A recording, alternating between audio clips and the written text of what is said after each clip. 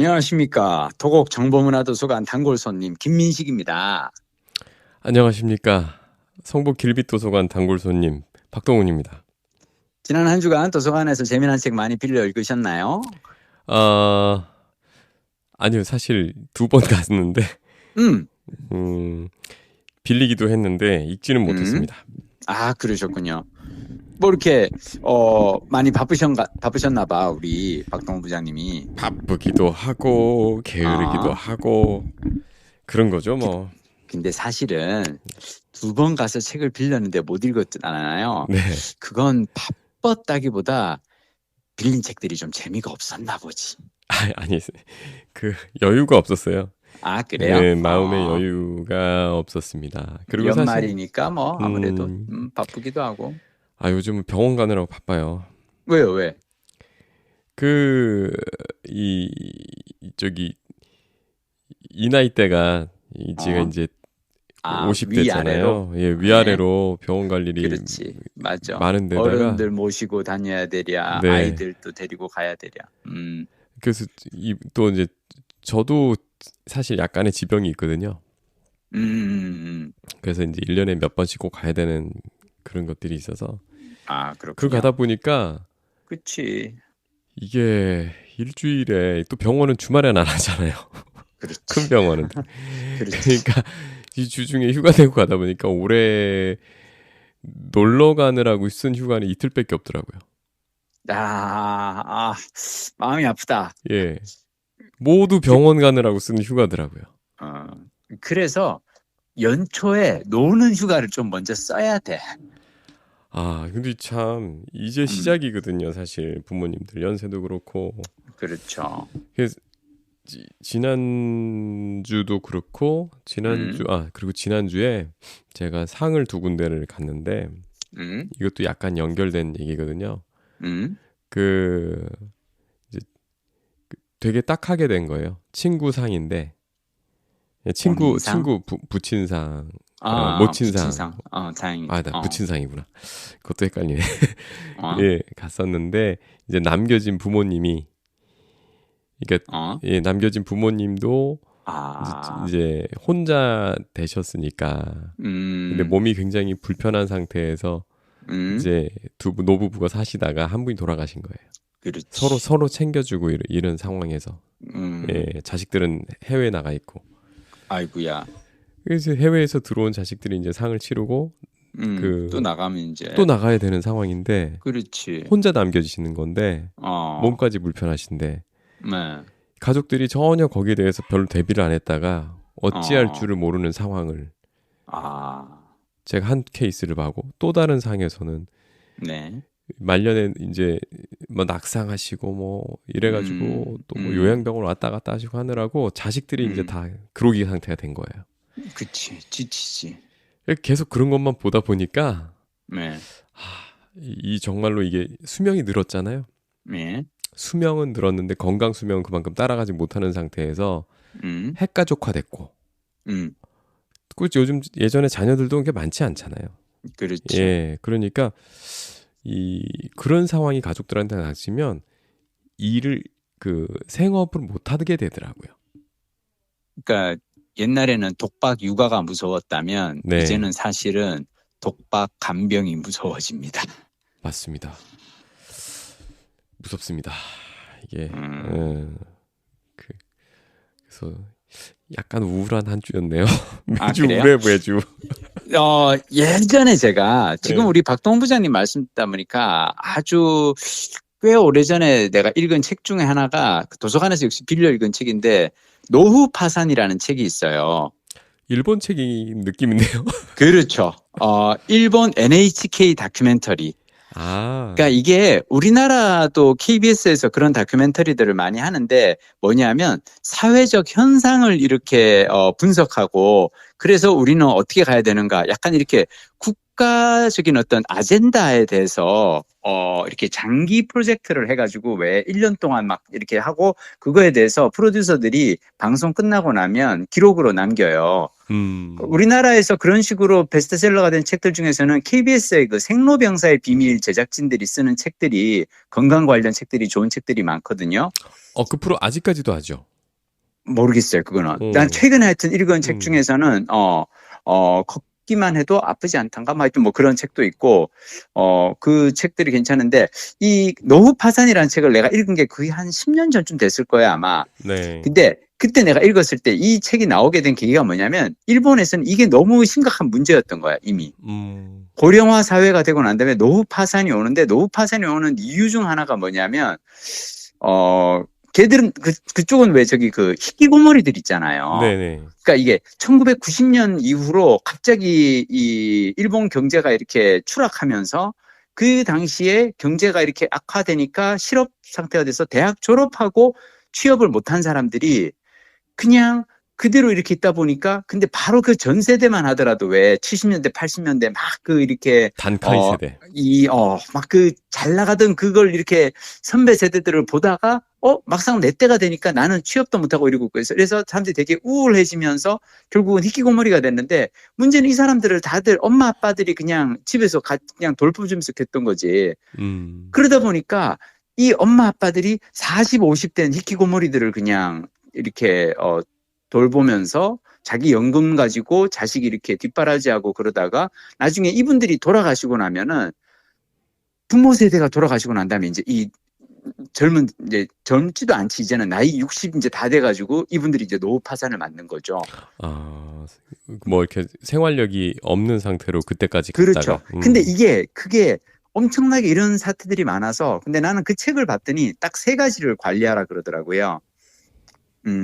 건강관리, 자산관리, 관계관리. 관계관리. 이 3가지를 내가 딱 보고 이걸 내가 진짜 해야겠다라고 생각했던 게 첫 번째는 건강관리. 당연하죠. 건강관리를 젊어서부터 이걸 해야 돼.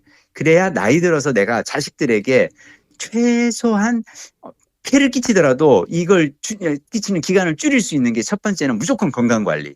건강관리가 중요하고요. 그리고 건강관리가 또 중요한 이유 중 하나 뭐냐면 나이 이제 100세 시대에는 70, 80에도 일을 해야 되는데 건강하면 돈을 벌 수가 있잖아요. 네. 아프면 아파서 일을 못 나가. 근데 오히려 치료비가 들고 간병비가 들어. 그러니까 플러스의 기회는 사라지고 마이너스가 되는 거죠, 오히려. 의료비 지출이 나가니까. 네. 그래서 건강관리가 사실은 자산관리보다 더 중요하다고 얘기를 해요. 노후 파산을 맞는 가장 큰 원인 중 하나가 사실은 건강을 잃었을 때야. 그래서 첫 번째가 건강관리. 두 번째가 자산관리인데 자산관리는 그냥 이 책에서는 뭐라고 얘기를 하냐면 절대 60 이후에는 공격적으로 투자를 하지 말래요. 네. 나이 60이 넘어서 내가 이렇게 수익률이 높은 어떤 상품을 찾아다니다 보면 사기꾼들을 만나게 된대. 그래서 속기가 쉽대. 나이 70, 80에는 막 이렇게 막 수익률 20%, 30% 막 이런 거 이렇게 바라지 말고 그냥 최대한 연금이라든지 좀 이렇게 그 보수적으로 그 자산을 운용하라고 얘기를 하고 마지막으로 3번째 관계관리. 이 관계관리가 되게 재밌는 게 그 남자 노인은 무조건 부인을 잘 잡고 가는 게 아주 중요하다. 그러니까 이 할아버지들의 삶의 복지는 할머니가 있느냐 없느냐에 따라서 급격하게 가는데 재밌는 건 할머니들은 그렇지 않아. 그렇죠. 할머니들은 혼자서도 잘 지내. 오히려 어떤 할머니들은 할아버지가 없어서 오히려 더 행복하다고 얘기하는 분들도 있어, 심지어가 아니라 사실 그런 경우가 많죠. 예, 가사에서 해방되고. 근데 이 할머니들이 그래서 왜 이렇게 행복하게 남편이 없는데도 혼자 행복하게 사는 이유가 뭔가 봤더니 할머니들은 친구 관계가 좋아. 우정이 좋아. 그래서 제가 그 책을 보고 배운 게 일단은 건강관리를 열심히 하자. 두 번째는 자산을 잘 좀 그걸 해놓자. 마지막 3번째가 친구들을 많이 사귀어두자. 노후에. 노후 대비. 야, 그렇죠? 이거 어떻게 지난번에 또 우리 그 실버타운 얘기했잖아요. 그러네 진짜. 우리 요즘 계속 이 얘기를 하고 있구나. 우리 나이가 벌써 이럴 나이인가? 그럼요. 이게 그렇죠. 딱 그럴 나이예요. 저는 요즘에 그런 생각을 하게 되더라고요. 네. 이렇게 연로하신 부모님 병원 쫓아다니고 이러고 애들 또 이렇게 하다가 보면 어느새 이렇게 하다가 결국은 내 청춘도 다 가고 내가 실버타운 갈 나이 되겠구나. 아니야. 그 사이에 이 좀 경제적 자유를 누릴 수 있는 긴 시간이 어떻게든 확보가 될 거예요. 그 사이에. 제 경제적 자유라는 게 젊은 네. 사람들은 뭔가 즐기기 위한 거잖아요. 네. 근데 저는 이게 한 50대, 40대 후반, 50대 중반 이때의 경제적 자유를 얘기하는 건 좀 의미가 다르다는 생각이 좀 들었어요. 어떻게 다를까요? 지금 특히 우리나라 같은 경우에는 네. 그 노후의 이런 보장 시스템이 사실은 굉장히 약하다는 거를 점점점 많이 발견하게 되거든요. 네. 뭐 그런 뭐 노인 요양 시설이나 이런 것들도 사실 제도가 네. 그렇게 썩 훌륭하지 않고 막상 네. 닥쳐보면 다 발견하게 되실 겁니다. 그런데 음.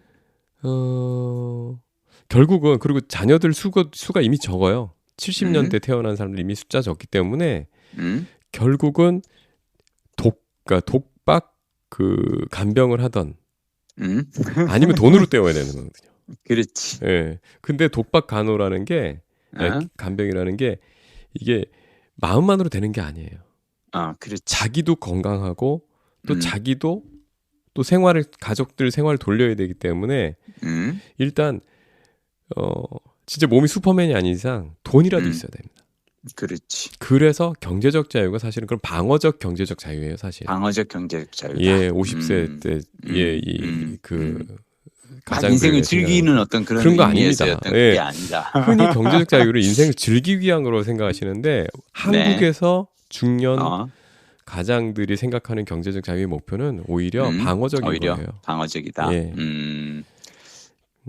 오늘 왜 자꾸 얘기 일로 가지?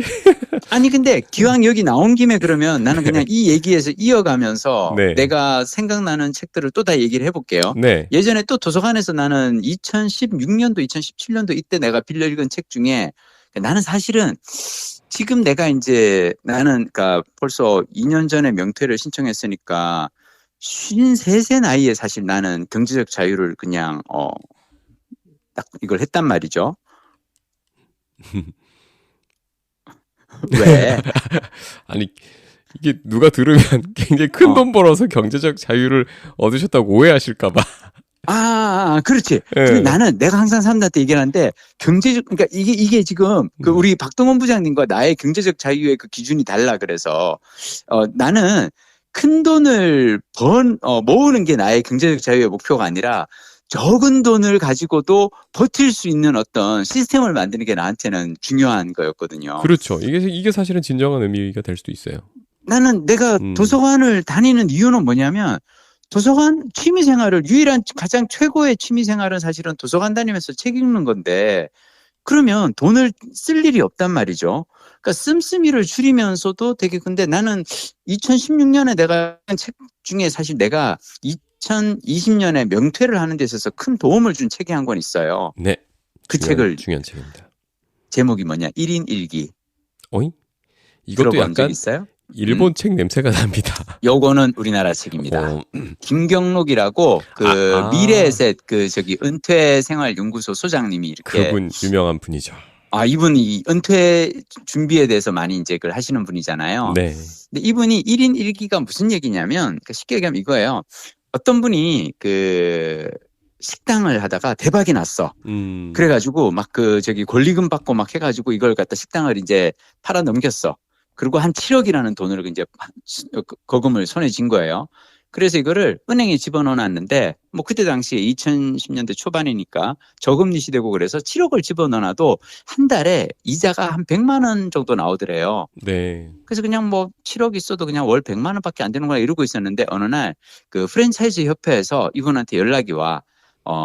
식당을 그렇게 대박을 내고 이걸 하는 그 비결이 뭐냐. 식당 창업 준비하는 분들을 위해서 자영업자들을 위해서 강연을 해달라 그래서 가가지고 강의를 했는데 1시간 강의를 하는데 100만 원을 주더래요. 많이 주셨는데요. 이분이 네. 그때 딱 생각한 게 뭐냐면 내가 월 100만 원을 벌 수 있는 그 어떤 기술을 가지고 있다는 건 7억의 자산을 은행에 예치해 놓은 것과 같은 효과구나. 자, 그래서 나는 이 책을 딱 읽고 내가 딱 그때 생각했던 건 뭐냐면 그럼 많은 사람들이 경제적 자유, 은퇴 준비 그러면은 은퇴 자금을 7억을 모아야 된다, 10억을 모아야 된다라고 얘기를 하는데 그럴 게 아니라 나는 퇴직하고 나서도 월 100만 원을 벌 수 있는 기술을 하나를 만든다면 그게 이제 1인 1기예요. 한 사람이 은퇴 후에서도 돈을 벌 수 있는 기술 하나를 한 사람당 하나씩 만들자라는 그거였거든요. 네. 나는 도서관에서 이걸 딱 읽고 나서 그럼 내가 장착할 수 있는 기술은 뭘까? 난 그게 도서관에서 배울 수 있는 이 은퇴 후에 이 소득을 올릴 수 있는 기술 중에 가장 도서관에서 배우기 쉬운 기술이 혹시 뭔지 아세요? 글쎄요. 이게 그냥 뭐 정답은 없고 다들 그냥 제가 생각하는 답은 뭐냐면 나는 그게 글쓰기 기술이라고 생각해요. 왜 그러냐 하면 생각해봐요. 도서관에 있는 책들은 다 저자들이 쓴 거잖아요. 네. 소설가가 됐건 에세이스트가 됐건. 근데 이 사람들이 자기가 제일 잘하는 게 뭐냐면 글쓰기거든. 그래서 이 사람들은 다들 나는 어떻게 하다가 글을 잘 쓰게 되었는가에 대해서 책을 써요. 도서관에 가보면 제일 많은 자기계발서 은근히 많은 그 포션 중 하나가 뭐냐면 스티븐 킹이 쓴 글쓰기라든지 유혹하는 글쓰기라든지 그러니까 온갖 다양한 정유정 작가도 그 소설 작법에 대해서 책 쓰셨거든요. 그래서 도서관에 가면 글쓰기를 배울 수 있는 그 많은 책들이 있거든요. 왜냐하면 작가들이 그러네요. 그렇죠. 도서관에 가서 배울 수 있는 가장 좋은 기술은 뭐냐면 글쓰기 기술이에요. 작가들이 다 자기가 글 쓰는 방법에 대해서는 할 말들이 있거든. 그래서 나는 도서관에서 1년에 200권씩 책을 읽으면서 글쓰기 기술을 습득을 했고 그 덕분에 저는 지금 제가 매달 그래도 글쓰기로 벌어들이는 돈이 100은 확실히 넘거든요. 확실히 넘으실 것 같아요. 확실히 넘거든요, 100은. 은행에 한 30억 넣어놓으신 기분? 아니, 뭐, 하여튼, 뭐, 그런 거, 하여튼, 그냥 기분은 하여튼, 어떤 생각이냐면, 약간 그냥, 조그만한 오피스텔 한 2개 정도 가지고 있어서, 거기에서, 하나당 이렇게 월세가 한 70만원, 80만원짜리 나오는 오피스텔 한 2채 정도 가지고 있는 그런 느낌? 그쵸. 가상의 오피스텔이 있는 거죠. 있는 거죠. 그래서 저는 도서관에서 우리가 할 수 있는 가장 좋은 활동 중 하나는 뭐냐면 노후에 그냥 돈 안 쓰면서 버티는 것도 좋지만 노후에 돈을 벌 수 있는 기술 또한 난 도서관에서 볼 수 있다고 생각해. 아니, 저는 글쓰기 책이 그렇게 많이 있다는 생각을 미처 못했어요. 진짜 많아요. 오죽하면 제가 쓴 책도 있잖아요. 매일 아침 써봤니. 그러네요. 그렇죠. 제가 매일 아침 써봤니를 쓰게 된 이유가 뭐냐면 영어책 한 권 외워봤니를 제가 이렇게 내고 첫 번째 인쇄정산을 석 달에 한 번씩 하는데 첫 번째 인쇄정산을 하는 날 제 용돈 통장이 있어요. 네. 급여 통장 말고 월급 통장은 이제 아내가 관리하니까 비자금 관리하는 용돈 통장에 8천만 원이 입금됐단 말이죠. 그래서 석 달 동안 팔린 책에 인쇄로 8천만 원이 입금된데 제가 절반 뚝 잘라서 4천 원을 아내 계좌에 쐈죠. 그리고 제가 카톡에다가 지금 생각해도 아름답게 그지없는 문구를 남겼어. 그러니까 지금 보낸 돈으로 애들 옷 사입히거나 학원비 결제 이런 거 절대 하지 마라. 내가 평소에 주는 MBC 월급으로 하고 지금 보낸 돈은 순수하게 당신 용돈으로 썼으면 좋겠어. 나에게 사용처를 알리지 말고 그냥 용돈으로 써라. 이런 저 세상의 남편들이 힘들어지죠. 이 상대적인. 아니야. 이 얘기를 내가 강의 가서 하면은 부부가 같이 오면은 꼭 부인들이 이렇게 남편 한 번씩 쓱 쳐다보거든. 내가 여기서 이제 얘기를 하죠. 공부가 중요한 게 갈림길을 만나는 게요. 공부가 뭐가 공부냐면 내가 배운 것을 내 삶에 적용하면 공부예요. 근데 내가 배운 것을 타인의 삶에 적용하면 그건 폭력. 야, 내가 오늘 들어봤는데 말이지. 어떤 사람이 책 써가지고 이렇게 했대. 당신도 책 써봐. 아니에요. 이 얘기를 듣고 나도 그러면 언젠가는 도서관에 가서 글쓰기 공부를 해가지고 책을 써서 남편에게 용돈을 내가 한번 인쇄로 줘봐야겠다. 라고 마음을 먹는 게 그게 진짜 공부예요. 자, 근데 제가 이렇게 해서 영어책 한 권 외워봤니로 제가 사실 인쇄를 2억 넘게 벌었단 말이죠. 그러니까 회사 사람들이 저한테 찾아오는 거예요. 민식아, 야, 너는 드라마 PD가 무슨 드라마 안 찍고 무슨 책을 써가지고 인쇄를 벌고 그렇게, 야, 나도 책 한 권 쓰려고 그러는데 도대체 출판사랑 원고 계약은 어떻게 하는 거니? 그래서 나중에 뭐 이렇게 원고 어떻게 작성하는 거야? 하도 물어보길래 쓴 책이 매일 아침 써봤니거든요. 누구든지 어떤 직장인이건 학생이건 상관없이 매일 아침 일어나서 블로그에 글 한 편씩을 올리다 보면 1년이면 200편의 글을 올릴 수 있고요. 그러면 그 중에서 좋은 글 3분의 1, 딱 70편의 글을 추려서 출판사로 보내잖아요. 그러면 책을 낼 수가 있습니다. 그렇지만 그만한 인세는 사실 소설가 김영하 씨도 쉽지 않았을 것 같습니다. 근데 저는 되게 운이 좋았죠. 근데 중요한 거는 그거를 제가 좀 자랑질이 조금 길어지는 것 같은데 그냥 요까지만 얘기를 할게요. 제가 실은 첫 책이 영어책 한 권 외워봤니가 아니에요. 2012년도에 공짜로 즐기는 그쵸. 세상이라는 책이 나왔는데 그 책은 망했어요. 하도 안 팔려가지고 출판사가 문을 닫고 더 이상 그 책은 절판돼서 살 수도 없는 책이에요. 근데 제가 첫 책이 망했다고 그만둘 수는 없잖아요. 그냥 나는 100세까지 살아야 되고 어떻게든 노후에 나는 작가로 이 인생 2막을 그걸 하고 싶은데 그래서 제가 편집자한테 물어봤어요. 편집자가 다시 책을 쓰자 그러더라고. 그래서 제가 여쭤봤어요. 나 이번 책은 잘 쓰고 싶은데 글을 잘 쓰려면 어떻게 하면 될까요? 그랬더니 그때 편집자님이 저한테 한 얘기가 PD님 무조건 도서관에 가서 책을 빌려 읽으시고요. 그중에서 책에서 좋은 글귀가 나오면은 필사를 하세요. 좋은 글을 필사하는 것만큼 좋은 글쓰기 공부가 없습니다라고 얘기를 했거든요. 아니 그 편집자 누굽니까? 저의 지금까지 사실은 계속 같이 일을 하고 있는 편집자님이고요. 이 편집자님 얘기가 또 나중에 하려고 하면 또 길어질 수 있는데 요 편집자 얘기만 나중에 한 30분 따로 할 수도 있어요, 사실은. 훌륭한 분이네. 아니 그분도 저 단골 도서관 있으신 분 같네요. 이분은 사실은 편집자시잖아요. 네. 출판사에서 수십 년을 일을 하신 분이니까 이분은 무조건 사서 읽으십니다. 이분은 또 이제 그 업계 분들은 또 그런 게 있더라고. 그래서 그분도 참 대단한 공격인데, 근데 저는 그분한테 사실 제가 도서관 단골 손님이 된 이유가 사실 그거였거든요. 그래서 제가 생각했을 때 하여튼 글쓰기 도서관에서 배울 수 있는 노후 대비를 위한 기술 중에서 도서관에서 배울 수 있는 가장 좋은 기술은 저는 글쓰기 기술이라고 생각합니다. 아니 사실 제가 도서관에서 빌린 책은 아닌데요. 네. 제가 오디오북을 좀 자주 듣는 편이거든요. 근데 최근에 오디오북으로 하나 들은 거 역행자라는 책을 들었어요. 자청. 예. 저는 읽었어요, 책을. 그러셨군요. 네. 아니 좋은 책이죠. 거기도 안산 무슨 도서관 단골 손님이었던데요. 맞아요. 그분이 하던 얘기 비슷한데요? 맞아요. 저는 그 역행자가 했던 얘기 중에서 딱 제일 재밌었던 건 그거예요. 이분이 연애가 그러니까 이게 왜 20대 때 하도 잘 안 돼가지고 그러다가 이제 누가 이제 아르바이트 하던 누나가 야 안산 중앙도서관이라는 데가 생겼는데 너무 좋더라라고 해서 가가지고 이 양반이 가서 자기개발 코너에 가가지고 대화법 책들을 이제 읽은 거잖아요. 네. 그러고 나서 이제 이분이 게임을 워낙 어렸을 때 게임을 좋아해가지고 야 게임에 그 공략집이 있듯이 인생에도 공략집 매뉴얼이 있지 않을까 해서 이제 이분이 이제 책을 읽은 거잖아요. 그죠? 네네.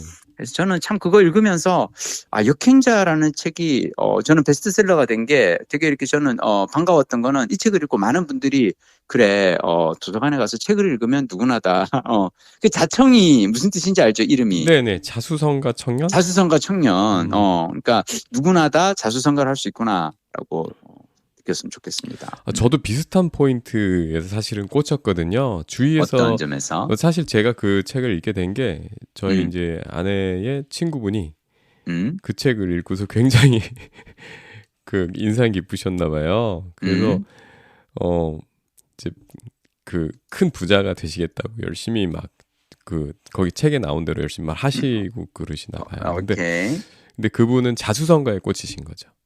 근데 그치. 저는 오히려 내용을 봤더니 이분이 읽고 쓰는 행위 그것만이 결국은 계속해서 이 생각하는 근육을 그런 발상 예, 그렇게 자기 생각 의도적으로 바꾸는 그런 거에 가장 확실한 방법이었다라는 그 부분이 저는 꽂혔거든요. 사실 저도 크게 공감했던 거는 뭐냐면 그게 경제적 자유를 위한 5가지 공부법이라고 하면서 이분이 딱 한 것 중 하나가 두 번째가 20권의 법칙. 만약 내가 마케팅을 나는 해야겠어라고 하면 마케팅 책 20권을 그냥 쌓아놓고 읽어가고 그러니까 책 20권 어떤 관련 분야에 대해서 내가 어떤 일을 하겠어. 돈을 어떤 분야를 통해서 돈을 벌겠어라고 하면 그 분야의 책 딱 20권만 읽어보라라고 얘기를 하고 그러고 난 다음에는 이분이 이제 이이 전략이라 그러죠. 그 글쓰기는 뇌를 발달시키고 논리성과 창의성을 증진시키는 최고의 방법이다. 그러면서 20권의 책에서 읽거나 뭐 이런 내용을 갖다가 블로그에 정리하라고. 저는 그 정말 맞는 것 같아요. 그러니까 읽는 것만, 그러니까 그냥 도서관에서 책을 빌려서, 도서관에서 빌려서 책을 읽으면 어떤 게 문제냐면은 읽고 그냥 반납하고 나면 남는 게 없는 것 같잖아요. 네. 근데 물리적으로 남길 수 있는 방법은 빌린 책에서 좋은 글귀들을 그걸 내가 독서 노트에 독서 일지에 남기든 아니면 나의 블로그든 페이스북이든 어떤 SNS 상에 좋은 글귀를 남기든 어떤 식으로 나는 기록을 해야 된다고 생각해요. 제가 그 선배한테 지금 특이하게 제가 발견한 점이 뭐냐면 뭐예요? 책의 내용을 제가 지금 그 자청의 역행자라는 책을 우리가 준비하지 않았잖아요. 그렇지. 제가 갑자기 꺼냈는데 읽으신 지가 됐단 말이죠. 쫙 얘기를 하지. 자, 이 얘기를 해줄게요, 실은. 디테일을 기억하고 계시단 말이에요. 저는 며칠 전에 들었는데 기억을 못해. 아니에요. 이 차이가 뭘까? 이 차이가 뭘까? 이거 마치 사람들이 지금 들으면 이 사람들이 실은 저기 미리 그 사전에 원고를 하고 역행자를 오늘 얘기를 할 거라고를 했는 사람들인데 지금 모르는 척 이렇게 쇼하는 건가라고 생각하실 때 우리는 대통령실이 아니에요. 우리는 대통령실이 아니에요. 리허설 안 해요. 우린 그냥 일주일에 그냥 30분씩 서로 전화 통화하면서 책 얘기하면서 수다 떠는 게 즐거운 낙인데 최소한의 주제 준비도 안 하잖아. 그렇지. 자, 근데 이게 내가 얘기를 해줄게. 실은 나는 오늘 지금 노트북을 앞에 켜놓고 내가 네이버 메모를 쓰거든요. 네네. 나 이 앱을 너무 좋아하는데 네이버 메모 앱 한번 꼭 써보세요. 네네. 이게 뭐가 좋으냐면 스마트폰에서 이렇게 그걸 해놓으면은 이게 온라인 상에서 저기 그 연결이 되기 때문에 PC로 이렇게 노트북으로 딱 뜨면은 스마트폰에서 내가 이렇게 전철에서 책 읽다가 적어놓은 것을 집에 와서 노트북으로 불러내면 딱 다시 떠요. 네. 그래서 이게 이제 메모 연동이 아주 쉬운데 자 이게 이제 내가 이걸 해놓고 나는 실은 오늘 가제가 노래하는 곳이라는 책을 나는 소개를 하려고 네이버 메모에서 가제가 노래하는 곳을 이렇게 띄워놨어. 근데 지금 사실 나는 우리가 근데 얘기하다가 노후 대비와 이쪽 얘기로 가서 이제 그 가제가 노래하는 거였는데 근데 그러다가 갑자기 우리 박동 부장님이 역행자 얘기를 했잖아요. 네네. 그러면 내가 네이버 메모 앱에서 내가 지금 방금 전에 실은 역행자라고 검색을 딱 하면은 내가 쓴 메모가 나와요. 자, 중요한 건 뭐냐면 이거를 누군가가 역행자 얘기를 한다고 내가 전화 통화하면서 실시간으로 내가 책장에 있는 역행자 책을 뽑아서 이거를 얘기를 하려고 하면 어떤 부분을 내가 얘기할지 모르잖아요. 근데 나는 내가 이미 메모에다가 이거를 블로그에 나중에 이제 한번 공유를 해야지라고 해서 그 역행자 책에서 읽은 것 중에서 제일 와닿는 대목을 딱 2개를 쓴 게 그게 나한테는 뭐가 와닿았겠어요. 책을 20권을 읽고 글을 쓴다. 이 대목이 와닿았거든. 자, 그래서 메모가 중요한 겁니다. 아니, 저는 사실. 나 요 얘기 안 해서 우리 박동 부장님이 막 혹시 우리 민식형은 천재인가 이렇게 오해할 수도 있었는데, 그지? 아까 그냥 놔둘 걸 그랬나? 오해했는데. 아니, 저는 사실 그 책을 많이 샀었어요.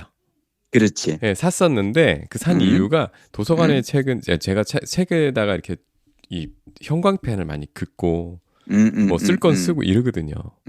도서관 책 그게 안 되니까 안 되지. 네, 확실히 읽고 나서 나중에 다시 이제 봤을 때 맞아요. 이제 핵심을 짚어내기 힘들다든가 이런 문제들 때문에 그런데 근데 사실 이렇게 형광펜으로 이렇게 치고 이런 것도 다시 봤을 때 빨리 요점 찾는 건 좋지만 기억 속에 남기기에는 지금 말씀하신 그 방법만 못한 것 같아요. 제일 좋은 거는 뭐냐면 이거를 아카이브를 하는 거고요. 그러니까 그것들만 모아놓고 그리고 어떤 식으로든 검색 이걸 딱 넣으면은 딱딱딱 바로바로 나오게끔 해줘야 돼요. 그러면 이게 어떤 그 효과가 있냐면 저는 사실 이 네이버 메모를 이제 휴대폰에 다 이렇게 있으니까 네. 사람들하고 얘기를 하다가 누가 얘기를 하잖아요. 네. 나 저기 얼마 전에 누가 역행자라는 책이 그럼 내가 딱 그걸 바로 불러서 바로 얘기를 주면 사람들이 막 되게 이제 좋아하죠. 그러면 내가 책을 다 일일이 들고 다닐 수는 없지만 적어도 그 책에서 내가 가장 핵심이라고 생각하는 거. 자, 그리고 이거는 뭐냐면 내가 말을 하기가 훨씬 더 수월해지는 건 뭐냐면 내가 책을 읽고 그 책에서 제일 좋았던 대목을 필사를 하면서 내가 정리를 이미 한번 했단 말이죠. 네. 그렇기 때문에 언제든지 이거를 내가 끄집어내서 인출하기가 쉬운 거죠. 야, 이거 같은 도서관에서 그러니까 도서관에서 책을 읽더라도 그걸 어떻게 소화를 하느냐가 참 노하우가 있으시네요. 그렇죠. 그러니까 저는 아까도 사실은 맨 처음에 이제 그 노후 얘기를 이렇게 딱 시작을 했을 때 제가 맨 먼저 딱 했던 건 노후 파산과 1인 1기 얘기를 제가 딱 꺼낼 수 있었던 이유는 뭐냐면 그 두 책 다 제가 블로그에서 리뷰를 썼거든요. 네. 블로그에 리뷰를 썼는데 블로그 리뷰에 그때 당시에 댓글에 반응이 좋았어요. 이 얘기 되게 와닿는다. 야, 노후 파산 세 가지를 관리해야 된다. 이게 와닿는다. 자, 그런 반응을 보고 그다음에 내가 하는 건 뭐냐? 도서관 강의가 해가지고 요 얘기를 하는 거죠, 이제. 거기 오신 분들에게 일본 같은 경우 우리보다 고령화가 먼저 됐는데요. 거기는 이런 문제가 있답니다. 그래서 거기서 내놓은 세 가지 대비책이 이건데요. 이렇게 딱 얘기를 해주면은 자, 이걸 내가 읽었고 한번 글을 썼고 말을 하고 그다음 강의를 다니면서 이거를 몇 번을 하다 보니까 이제는 그냥 수룩 나오는 거죠. 실제로 도서관에서 빌려서 본 책이지만 그 책에 투입하는 시간은 꽤 되시겠어요. 그렇죠. 김민식의 도서관 책 깊이 있게 활용하기. 아닙니다. 도서관으로 노후 대비하기 뭐 하여튼 뭐 그런 건데 도서관 단골손님의 노후 대비 뭐 이런 것도 그렇고 사실은 제가 다다음 책을 이제 그걸 쓰려고 지금 고민하고 있어요. 네. 어떻게 하면 그러니까 저는 역행자 책을 읽고 나서 이게 완전 대박이 났잖아요. 베스트셀러로. 전 그것도 몰랐어요. 완전 베스트셀러예요. 이거 엄청나게 많이 팔린 책이에요. 그래서 책을 권해서 책을 읽고서 어떻게 경제적 자유를 얻을 수 있는가에 대한 얘기를 하는 것이 이제 먹히는구나. 그래서 저도 역시나 한번 이런 그거에 대해서 독서에 대해서 한번 얘기를 해보려고 지금 고민하고 있습니다. 오늘 준비하신 책은 어떡하죠? 가제. 그러게 벌써 이미 30분이 지났으니까. 몇 분 정도에 소개해 주실 괜찮아요. 우리 다음에 또 해도 돼요. 오늘은 사실은 왜냐하면 책 얘기들 이미 많이 해가지고 은근히 그래도 여러 책분이 나왔잖아요. 이 도서관도 정말 할 얘기가 무궁무진하네요. 무궁무진해요. 실은 나는 오늘 진짜 한 30분 내가 혼자 떠들 수 있는 레파토리를 가제가 노래하는 곳에서부터 시작해서 대학원 대신에 직장인이 야간 대학원을 다니는 대신 도서관을 다니면서 노후를 대비하라 뭐 이런 얘기까지 쫙 다 준비를 해놨거든. 전혀 한마디도 못했어 지금 그 이거 얘기들을. 일주일에 한 번으로 안 되겠네. 아니야, 우리 이거 길게 가면 되죠.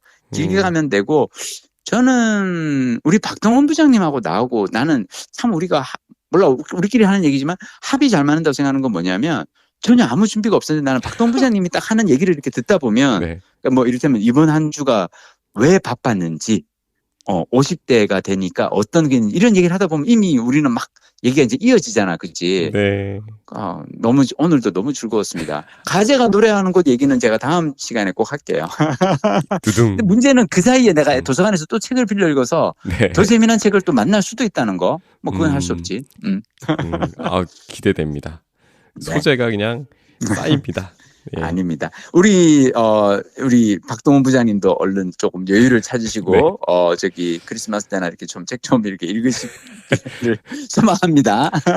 반성하겠습니다. 그래요? 예, 아니에요. 예. 하여튼 오늘도 즐거웠습니다. 예. 고생하세요. 예. 네. 예. 건강 조심하십시오. 건강 조심하시고요. 메리 크리스마스. 메리 크리스마스.